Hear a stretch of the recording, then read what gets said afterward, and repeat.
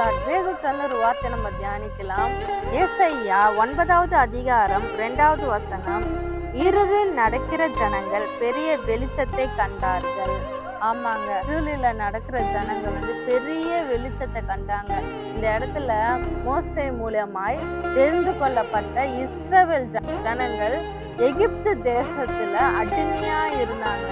அடிமையா இருக்கும் பொழுது மோசையை கொண்டு தேவன் தெரிந்து கொண்டு அந்த இஸ்ரவேல் ஜனங்களை மீட்டு எடுக்கிறாருங்க. வனாந்திரத்துல 40 வருஷம் அவங்க வனாந்திரத்துல நடக்கிறாங்க.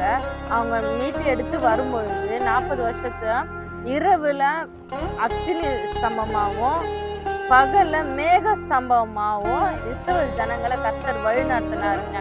நம்ம கூட எத்தனையோ போராட்டத்துல, எத்தனையோ குடும்ப சூழ்நிலையில கூட நம்ம இருளில் இருந்திருப்போம், கஷ்டத்துல இருந்திருப்போம், வேதனையில இருந்திருப்போம்.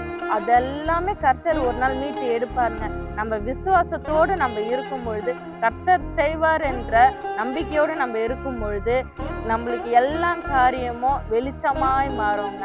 நம்ம கர்த்தரோடு இருந்து அவர் கையில நம்ம அடங்கி இருக்கும் பொழுது எல்லா காரியமும் நிறைவேறுங்க. இந்த வார்த்தை மூலியமா கர்த்தர் உங்களையும் என்னையும் ஆசீர்வதிப்பாராக. God bless you. Amen.